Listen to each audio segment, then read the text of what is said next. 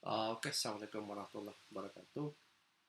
Pada kesempatan kali ini, saya akan bahas tentang uh, matriks ya, merupakan materi matematika wajib kelas 11. Nah, sebelum kita lebih lanjut membahas tentang matriks, pertama-tama kita harus mengetahui definisi dari matriks itu sendiri, ya.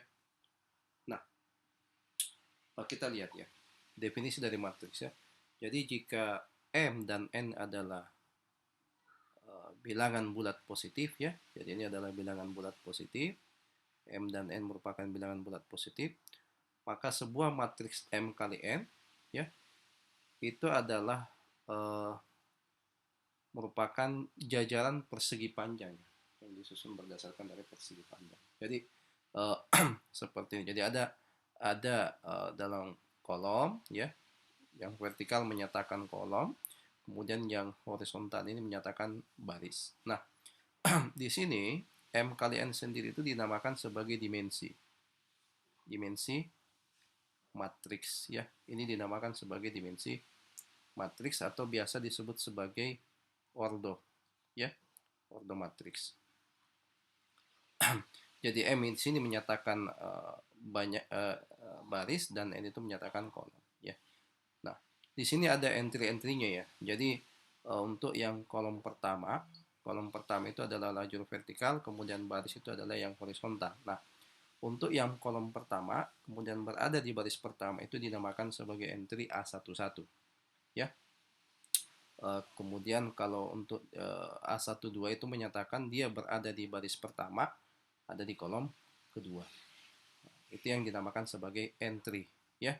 Jadi kembali lagi untuk matriks ini ya, kita bisa tulis matriks A dikali M kali N. Jadi yang M ini menyatakan jumlah baris, sedangkan yang N ini menyatakan jumlah kolom ya. Jadi secara ringkas bahwa matriks itu sebenarnya adalah susunan dari bilangan ya, bilangan bulat positif ya. Jika M di sini merupakan bilangan bulat positif ya, maka didefinisikan sebagai susunan dari bilangan yang disusun berdasarkan lajur eh, vertikal dan horizontal, di mana M itu menyatakan banyaknya barisnya dan itu menyatakan banyaknya kolomnya. Nah, seperti itu. Nah, kemudian di matriks itu sendiri ada namanya entry diagonal utamanya. Jadi entry-entry dari diagonal utamanya itu berada di sini. Ya, ini. Ya, itu namanya uh, diagonal utama. Nah, kemudian jika M dan N artinya jumlah baris dan kolom dalam hal ini, ya, jika jumlah M dan N-nya itu sama, maka itu dinamakan sebagai matriks persegi. Ya, jika dia berbeda, artinya M-nya tidak sama dengan N, maka dia dinamakan sebagai matriks persegi panjang. Nah, jadi seperti itu ya. Saya kasih contoh, misalkan saya punya matriks A, misalkan saya punya entry 1, 2, 3, 4. Ya, maka dari sini kita bisa tulis bahwa matriks A itu dimensinya, ya, kita hitung, ini adalah menyatakan kolom, dan ini adalah menyatakan baris. Nah, berarti kalau mencari ordo atau dimensinya, kita tinggal hitung berapa banyak barisnya dan berapa banyak kolomnya. Dalam hal ini kan ada dua baris ya. Ini baris pertama, baris kedua. Berarti barisnya ada dua, dan kolomnya juga ada dua. Ini yang disebut sebagai ordonya atau dimensi matriksnya. Nah, karena kasus ini M-nya jumlah baris sama dengan jumlah kolom, maka A itu dinamakan sebagai matriks matriks apa? Bujur sangkar.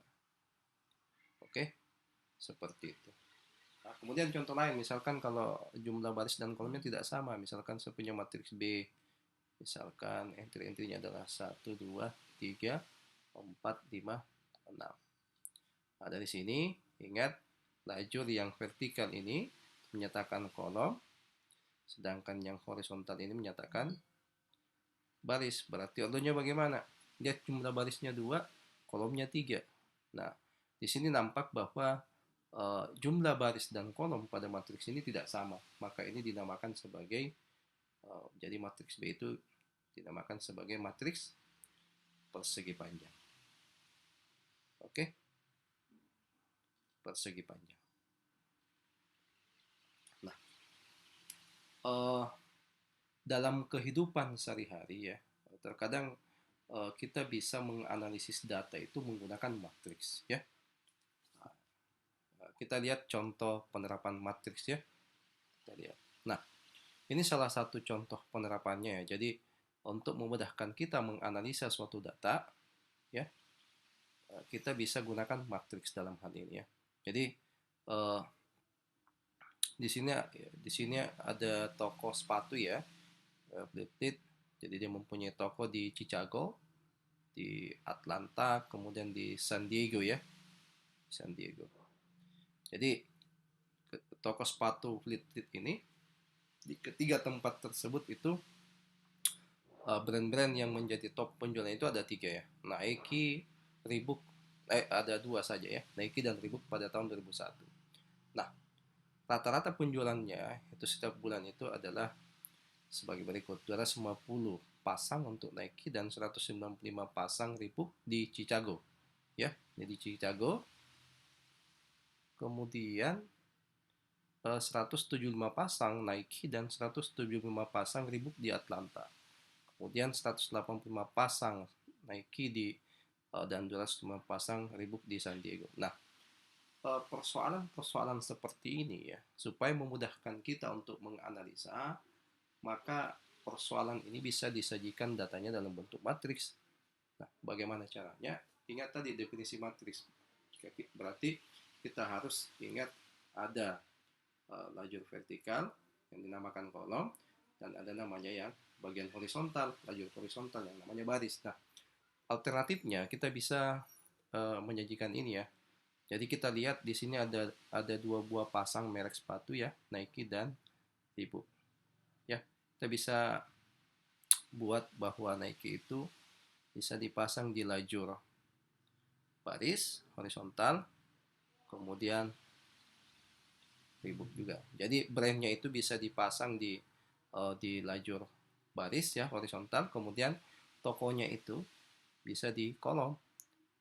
Ini Chicago, kemudian di sini adalah Atlanta, kemudian di sini adalah San Diego. Nah, bisa nggak kebalik? Bisa juga ya.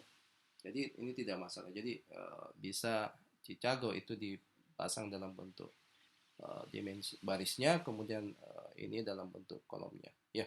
Nah, sekarang kita lihat tuh nilai-nilainya. Nah, sekarang untuk brand Nike di Chicago pada tahun 2001 itu terjual berapa? Itu terjual 250 ya. Nah, untuk yang Reebok di Chicago itu terjual berapa? 195 pasang. Untuk di Atlanta itu 175 Nike, naik, kemudian di sini adalah 175 Reebok.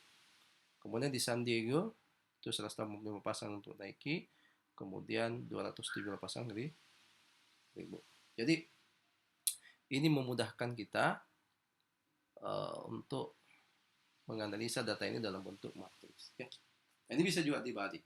Jadi Chicago kotanya itu bisa kita taruh dalam barisnya, kemudian brandnya itu kita bisa taruh di kolomnya ya. Nah, tentunya ini akan memudahkan kita untuk menganalisa data ya. Ini salah satu contoh bagaimana kita memanfaatkan matriks untuk merepresentasikan data yang kita miliki ya. Contohnya di sini ya. Oke. Kemudian yang ketiga, yang berikutnya ini adalah salah satu aplikasinya ya. Nah, jadi kita punya data direpresentasi dalam bentuk matriks. Nah, sekarang kita lihat. Nah, anggap Anda adalah seorang manajer lokal dari toko sepatu Flip ya.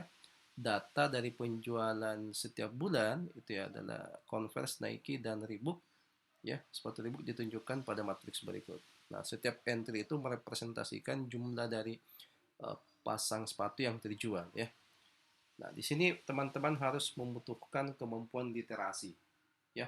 Jadi bagaimana kita bisa membaca data ini dan mengartikannya, apa maksud datanya. Nah, sekarang kita lihat. Nah, untuk yang kita lihat pertanyaannya ya, untuk setiap merek sepatu, ya, di bulan mana saja, di bulan manakah yang memiliki penjualan tertinggi, ya.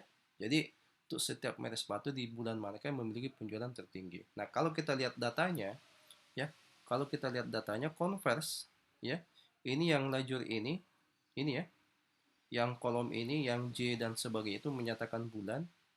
Jadi yang di sini adalah January, February, March, April, May, June, July, August, September, Oktober, November, dan Desember. Ini menyatakan bulan. Kemudian yang di sini itu menyatakan uh, brandnya. Kemudian yang angka-angka ini adalah menyatakan jumlah pasang sepatu yang terjual. Nah, kita lihat pertanyaan A. Ya, jadi yang pertanyaan itu untuk setiap merek sepatu di bulan mana saja kan mempunyai tingkat penjualan paling tinggi. Nah, sekarang kita lihat Converse. Converse itu di Januari 40, ternyata yang tertinggi adalah ada di sini ya. Ada di sini. Oke? Ada di bulan Desember. Kemudian untuk yang Nike itu kita lihat datanya. Ini ada di bulan Maret, ada di bulan September, ada di bulan Desember. Jadi ada tiga dia. Jadi apa namanya?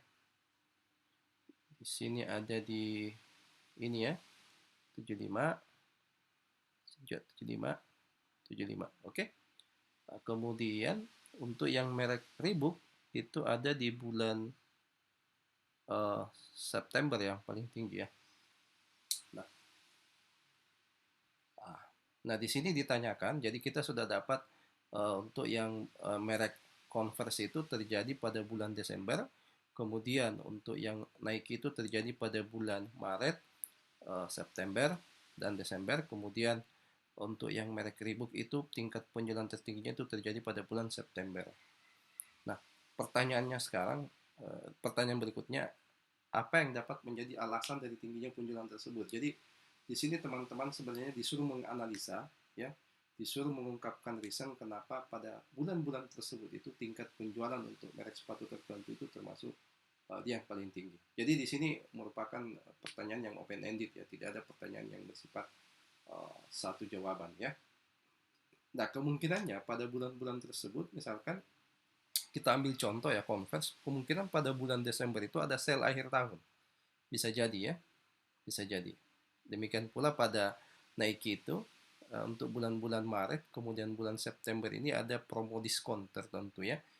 Jadi alasannya itu bisa saja dia ada promo diskon ya, bisa ada promo diskon atau sale akhir tahun ya, ada lagi sale. Jadi alasannya bisa seperti itu. Oke. Nah, eh, bagian A sudah. Bagian B, berapa banyak pasang sepatu dari Nike yang terjual selama tahun tersebut ya. Jadi kita tinggal ngitung tuh Nike. Kita lihat. Berarti teman-teman harus menjumlah dari bulan Januari sampai Desember. Berarti yang kita harus perhatikan yang ini ya. Yang ini. Jadi teman-teman harus lihat ini. Ya. Sampai ke sini. Oke. Seperti itu. Jadi tinggal dijumlahkan saja ya. Jadi ini tinggal 55 tambah 55 tambah 75 tambah 70 tambah 70 tambah 65 tambah 60 tambah 60 tambah 75 tambah 55 tambah 50 tambah 75. Jadi tinggal dijumlahkan karena yang ditanyakan adalah sepanjang tahun. Nah, ini teman-teman harus mampu bagaimana membaca data. Jadi menyangkut masalah literasi ya. Nah, kemudian pertanyaan berikutnya, berapa banyak pasang sepatu yang terjual untuk 3 brand tersebut ya, di bulan Februari? Berarti tinggal dijumlahkan saja, cari yang bulan Februari. Berarti kalau kita lihat bulan Februari, berarti teman-teman tinggal menjumlah ini ya. ini, sorry, ini ya, jadi bulan Februari, jadi di bulan Februari itu yang ini, sorry, ini ya, oke, seperti itu. Jadi tinggal di jumlah 35, berarti 35 ditambah 55 tambah 30 ya, tambah 30. Oke, C sudah terjawab. Kita lihat yang pertanyaan D. Nah, berapakah rata-rata dari pasang sepatu Reebok yang terjual setiap bulan? Ya, untuk Reebok ya, rata-rata dari untuk setiap bulannya itu Reebok kita bisa lihat bahwa di Januari itu ada 50 yang terjual, kemudian di Februari adalah 30 dan seterusnya. Berarti teman-teman tinggal memperhatikan data yang ini ya, data yang ini. Tinggal melihat data yang ini. Oke. Ini terkait dengan bagaimana teman-teman memahami masalah literasi. Ya, ini adalah masalah literasi. Oke. Sekarang kita lanjut ya. Kita lanjut ke soal berikutnya terkait dengan bagaimana menganalisis menggunakan matriks untuk menganalisis data. Jadi teman-teman sudah paham definisi dari matriks itu sendiri. Nah, sekarang bagaimana kita menggunakan matriks tersebut untuk menganalisis data. Kita lihat yang berikutnya. Ini merupakan soal yang permasalahan yang saya ambil dari contemporary mathematics dalam in context ya, in context course. Ini saya ambil dari kutip dari situ. Nah, sekarang kita lihat ya. Kita diperhadapkan pada situasi skenario arkeologis ya. Kita baca soalnya. Jadi, para arkeologis mempelajari orang-orang terdahulu itu dan budaya mereka. Nah, salah satu cara mereka untuk mempelajari orang-orang tersebut itu dengan menganalisa objek yang ditemukan pada situs-situs di mana orang tersebut itu hidup. Ya, arkeologi menggunakan matriks untuk mengklasifikasi atau mengelompokkan dan kemudian membandingkan objek yang mereka temukan di berbagai situs. Ya, oke. Berikutnya, sebagai contoh ya, anggap serpihan-serpihan dari ini ya. Potongan-potongan itu ditemukan di 5 tempat yang berbeda. Oke. Serpihan tersebut itu mempunyai karakteristik. Yang pertama itu dia glaze ya atau tidak glaze, kemudian dia berornamen atau tidak, kemudian dia berwarna atau tidak, kemudian dia tipis atau tebal ya. Nah, informasi mengenai serpihan tersebut itu disusun dalam bentuk matriks berikut ya. Kemudian A1 itu berarti serpihan tersebut memiliki karakteristik dan 0 berarti serpihan tersebut tidak memiliki karakteristik yang dimaksud ya. Oke, jadi ini matriksnya. Nah, kembali lagi, ini soal tentang bagaimana teman-teman bisa menganalisis matriks yang ada ya dengan memanfaatkan matriks yang ada untuk menganalisa datanya ya. Nah, sekarang kita lihat pertanyaan nomor 1 ya. What does the one ya, jadi nomor 1 pada baris ketiga itu di kolom pertama. Jadi baris ketiga, ini baris ketiga kolom pertama itu berarti apa? Kita lihat yang baris ketiga berarti 1, 2, 3 kolom pertama, berarti yang ini yang dia maksud ya. Berarti ini ya. Baris pertama, kolom pertama. Ini kan baris ketiga 1, 2, 3 berarti ini. Ya, angka satunya ini. Oke. Nah, kita lihat tadi ya. Jadi angka 1 itu dia berarti bahwa untuk di situs tersebut itu dia memiliki karakteristik itu. Artinya untuk yang di site C itu, jadi yang nomor 1 itu ya. Jadi untuk di site C itu bahwa dia memiliki karakteristik glaze ya. Jadi dia memiliki karakteristik glaze. Oke.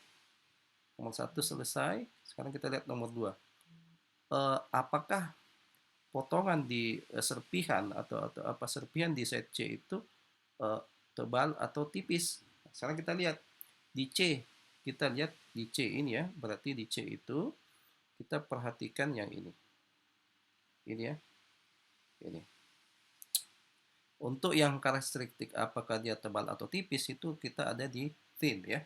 Nah, sekarang kita lihat kalau dia berangka 1 berarti dia memiliki karakteristik itu. Dalam hal ini kalau dia di sini angka 1 berarti dia tipis, tapi di sini ternyata 0 berarti di C itu dia lawannya, berarti dia thick ya, tebal. Oke? Oke, nomor 2 selesai. Nah, sekarang nomor 3.